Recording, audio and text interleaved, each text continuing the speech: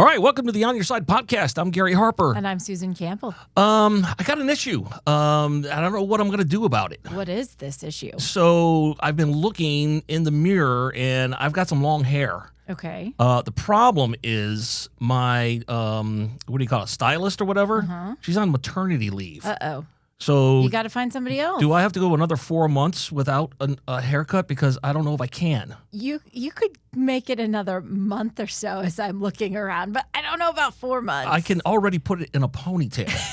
I mean...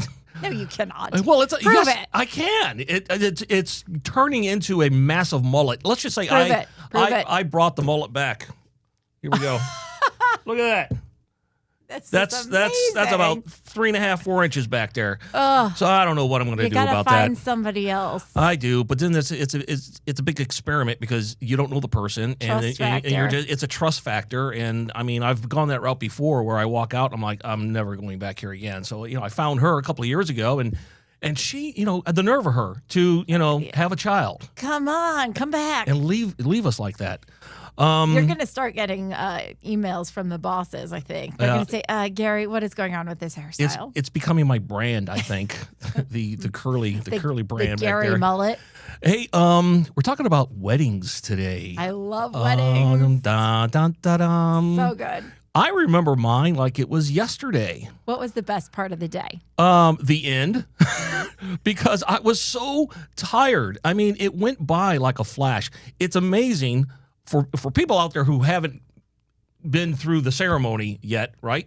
It's a whirlwind. I mean, it's planning, preparing, paying, and then the day comes and it's over in a blink of an eye. You're so right. I was meeting so many people and talking and thank yous and the whole ceremony. It was great. I don't remember a whole lot of it. I know I was really tired at the end. Yeah. So did you have a big wedding or a small wedding? It was relatively, it was, I would say, medium. It was around 50 to 70 people. Okay. That's a good number. But it wasn't bad. Thank goodness my parents took care of catering the food in. We didn't have a sit-down dinner. We were more about the booze. Okay. So we had a lot of kegs of beer. But now, keep in mind, this is Texas. So kegs of beer there, very popular. That's what you do. How about dancing? We did. Oh, yeah. We had the DJ. We had everything right under the same roof. So we had the ceremony there. We did the dancing, the pictures, and everything right there. It was great. No moving around or anything. Well, that sounds so fun. And you know what? The best part about the marriage, or I should say the ceremony, didn't cost us a whole lot of money. We did everything relatively inexpensive. Awesome. I mean, mom and dad picked up the catering, and we took care of everything else, but it was pretty inexpensive. That's fantastic. How about you? Did you wind up on the high side or the inexpensive side? Yeah, my dad still doesn't know how much he spent on our wedding. Oh, no. Really? I had a budget. We did not stick to the budget. I think we talked about this before. The budget was blown. Oh, boy. And it was a couple things that kind of went out of our control. All of a sudden the week before the wedding, the flowers that we had ordered, the contract changed because the flowers cost a lot more. And that sounds like a bait and switch to me. They were such pretty flowers that I'm not even going to worry about it. Oh. I don't like that idea. Look, you locked yourself in, Mr. Florist, to a price, and you have to agree to it now. Yeah, but I loved her. Okay. Florist. It was all, we blew past the budget. It was a perfect day with the most hilarious hiccups along the way. I think everybody has one of those stories of something went wrong. At our wedding, the air conditioner broke in the church that morning. So the night before for the rehearsal dinner, everything was fine. Everything was perfect. The day of the wedding, it broke. One of our groomsmen owns an air conditioning company. So he was Superman. He was in the bowels of the church trying to fix his air conditioner, out of his suit jacket. Yes. Couldn't make it happen. He was like, I'm sorry, guys. So it was 90 degrees inside the sanctuary of the church. For effort for him, at least, trying to do something. So was it just a sweat box? Oh, everybody was just roasting. Pete, who works here, our meteorologist, Pete Mangione, he was one of our groomsmen. And we're getting ready to say I do. We're taking communion. And I looked at my husband and I said, I think we're about to lose Pete. I thought he was going to just tip over and pass out from the heat. Oh, man. That would have been a liability for you. It was, But we danced the rest of the night away, and it was amazing and fun. And so one little secret I've learned here is that your parents paid for your wedding. They did. Oh, boy. They were very generous. What about your hubby? Did his parents contribute anything? His parents were very generous with a gift for our honeymoon. Okay. They covered the honeymoon. All right. So hey, not bad. We were very, very blessed with both sets of parents coming in and saying, we want to make this really special. So the good thing is you started off your marriage should be relatively, debt-free. At least not part of the wedding contributed. Yeah, the wedding didn't lead to any debt. I think my first job in reporting contributed to some debt. Yeah, that seems to happen a lot out there. But people do start their marriage off. It's terrible in debt. It's the worst thing. And 50% of marriages end in divorce. The main problem is money. Be a factor. Yeah, money is a factor. And I'm not saying it's from the weddings, but it does contribute. Hey, we're talking to Matt Schulz. He's with LendingTree, and he is a friend of the On Your Side podcast because you have been on with us, Matt, several times now. So thank you. Thanks for having me back. It's always a good time. And you join us from Austin, Texas. How are things down in Austin today? They are okay. We have supposedly just gone through one of the 10 warmest Aprils in the history of the city. So doesn't bode well for the rest of the summer, but what are you going to do? I don't want to hear it, Matt, because we're getting ready here in Arizona to come up on the 115s really, really soon. So we get to enjoy our weather now while we can. But it's a dry heat. Yeah, that's what they say. And you know what? There really is something to that. I won't get into it, but yeah, I'd rather have dry than a humidity. Hey, Matt, have you been married? Did you get married? Yes, I have been married for 26 years now. Congratulations. What was your wedding day like? Yeah, tell us. It was a little chaotic, and like you, it was all kind of a blur. It was really good. We got married on a lakefront here in Austin, and just had a bunch of family and friends, and it was really nice, but it was really exhausting for sure. Tell me a little bit more, and then we'll move on. But on the lakefront, so was it one-stop shopping like mine? Mine was under one building, and we did everything there. So on this lakefront, did you just do it all there, the ceremony and the partying and everything? No, we got married at a church a few miles down the highway from the where we had the reception. Okay. But it was a pretty easy thing. In retrospect, we would have probably liked to have done it all in one place, but that was not in the cards. So the big question, Matt, did you start off your wedding with a wedding debt? No, we did not, actually. I actually had a ton of credit card debt of my own before we got married, so we were kind of sensitive to that. And my wife has always been very frugal and very much a saver. So thanks to generous parents and just kind of being thoughtful about where we spent, we ended up not taking really any debt to get married. Okay, I think the real question here is you had a huge credit card debt, and now you work for LendingTree. I think that's another podcast for another time. You owed a lot of money, and now you're telling people how to save money. Yeah, no, it's true. I had $10,000 in credit card debt in my mid-20s that basically wrecked my life for several years. Oh, man. Just through doing dumb stuff. Yeah. And part of what I like about my job is that I get to help people make better decisions than I made and kind of avoid that sort of thing. Well, you've been there, so that's good. So listen, Matt, LendingTree did some research and a survey on weddings and ceremonies and how it puts couples into debt. What did you find out? Tell us. Well, the biggest thing we found is that about 2/3 of people take on debt for their wedding. We did a survey of newlyweds, so folks who have been married for 2 years or less, and asked them some questions about their wedding and the cost around it. And about 2/3 said that they had gone into debt. And for most people, or the most popular amount that they spent was anywhere between about $30,000 and about $50,000 on a wedding. It's a lot of money. A lot of money.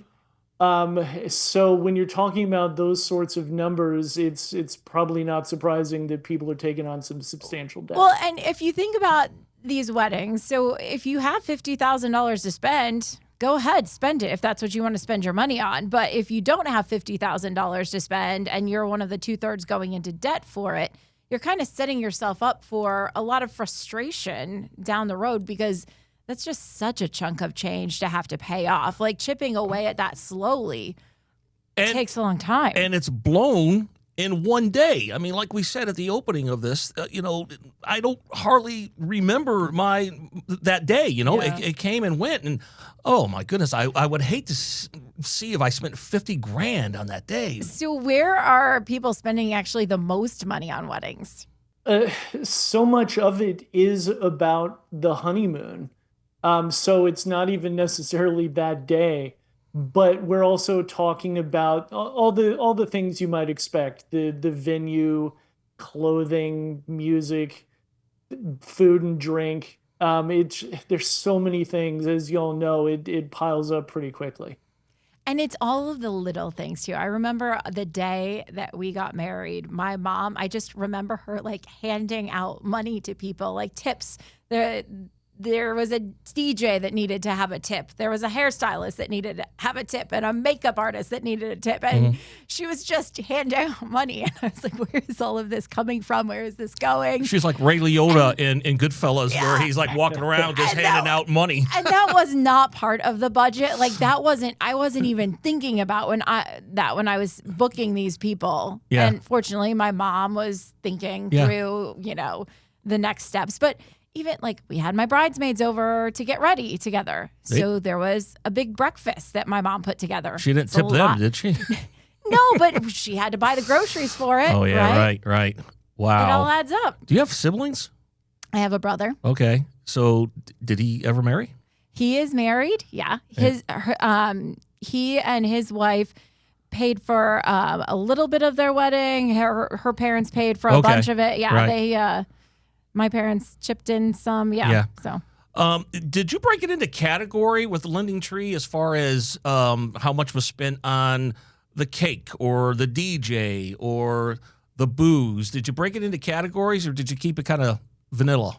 No, we asked people how much they spent, and people's memories can be a little foggy, even if it's only been a couple of years since the wedding. But for example, the average spend on a honeymoon was about $6,000. On a venue was about $4,500. Food and drink about $4,300. Then clothing $25,000. Decorations $2,300. It just all adds up. And the truth is that, as anybody knows who's done a wedding, so much of that depends on just kind of what matters to you. And if you want to spend very little, or you want to spend a whole lot on any of these particular things, you certainly can.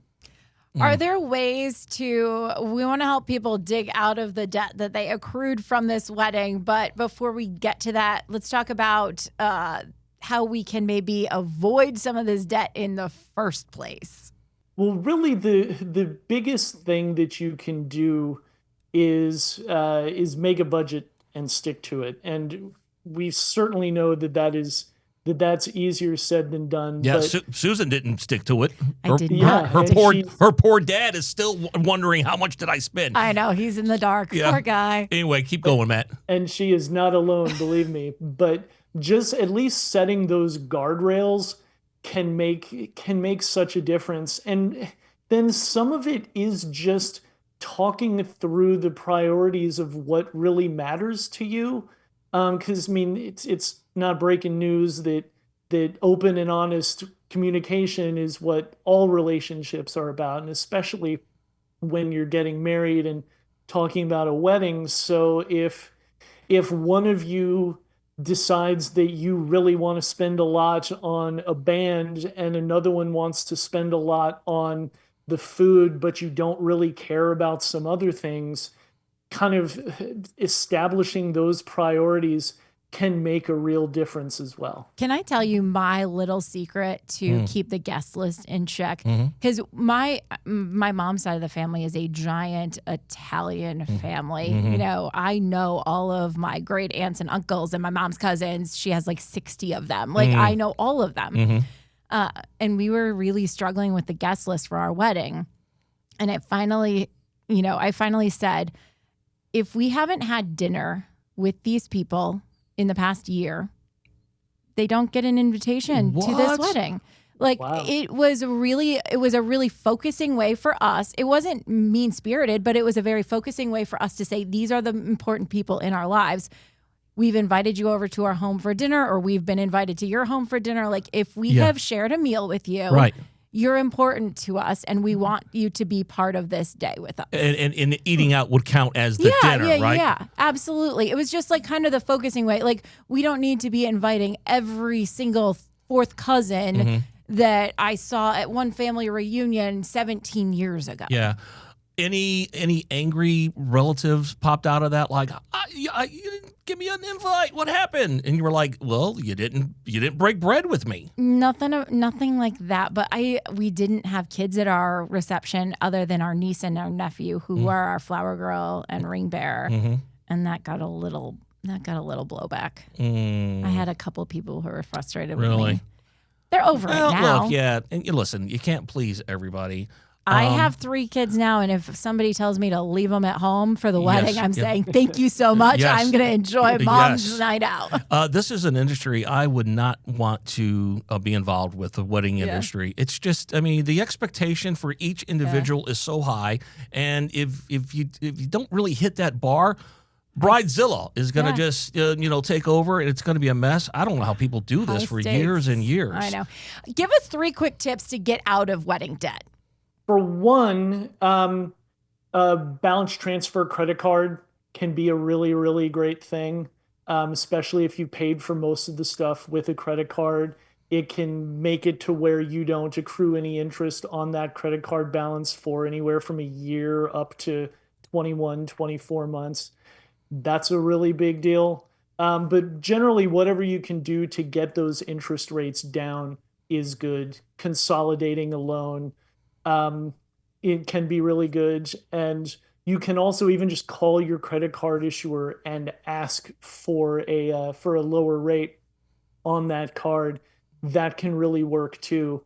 Then one other big thing that people don't necessarily think about is that they can, if they know that they're going to have a really tough time, a really difficult short-term rough patch, they can call their lender, they can call their issuer and ask for a little bit of a break. And so many lenders have what are called hardship programs that can help people through these times where you may get some fees waived, you may get your interest rate lowered for a little while, that sort of thing. But you have to ask for it. And a lot of people are like, there's no way my lender is going to do anything like that. But the truth is that banks know that if they help you out when you really need it, and you were generally a good customer before, it's going to create such goodwill with you that you're going to spend more money with them, and they're going to make a ton more money off of you. So it's in their interest to do it. Mm-hmm. Are you going to go back home tonight and look at your wedding album? Well, now that you brought it up, yeah, I might do that. Yeah. That was 31 years ago. Cindy's going to be like, Gary, what has gotten into you? Yeah, right. You want to flip through these photos? I'm just very, I'm the romantic guy. Yeah. We're coming up on 31 or 32. That's but incredible. Yeah, congratulations. Thank you. Yeah, you don't hear of that very much anymore. Matt, you said, I think, 20-something that you've been married? 26. 26. Yeah. All right. Well, good for you, man. Like I said, that's a good number, and people, you know what happens? They, one of them is still spending, and then the other one is like, hey, we still have to pay down that wedding, and then they get into a fight and they split. Well, yeah, I mean, that you guys found that in your survey that this wedding debt has led to conversations of divorce. Yeah, about 1 in 6, and these are newlyweds, so people just married in the last 2 years, said that the debt and financial issues have caused them to think about divorce, and that's a pretty quick turnaround there. But I mean, I know that certainly happens, but to see that was the case for 1 in 6 newlyweds is still pretty eye-opening. Oh, that's terrible. That is very sad. All right, Matt, listen, appreciate it. Again, being on the On Your Side podcast. If people want to find out more about you or LendingTree, where do they go? You can go to LendingTree.com. We've got great information on how to manage debt and credit and that sort of thing. And I also have just recently started a newsletter on Substack, and it's called Ask, Save, Earn. So the address for that is asksaveearn.substack.com. I love it. All right. Yeah, I'm going to have to visit that then. And listen, I have an assignment for you too, Matt. I want you to go home, and I want you to get out your wedding album and have a little glass of wine with, your special one and enjoy. I can do that. All right, man. That's a good homework assignment. I can manage that. Until next time, my friend. Good seeing you, okay? Thanks a lot. All right. Take care, y'all. The On Your Side podcast is produced by Brad Denny. Our audio engineer and editor is Todd Martin. Segment producer is Colin Stanton. And I'm Gary Harper. And I'm Susan Campbell. If you have a problem you can't resolve, maybe we can. Send us a message through azfamily.com or our AZ Family mobile app. Look for the On Your Side section and leave us a message. Thanks so much for listening to the On Your Side podcast. And if you like it, leave us a review. We'll see you next week. On Your Side is on Good Morning Arizona every weekday morning at 6:45 and 7 o'clock, and every weekday evening on Good Evening Arizona at 4 and 5 o'clock. You can also catch it on Arizona's Family News at 9 on 3TV every weeknight.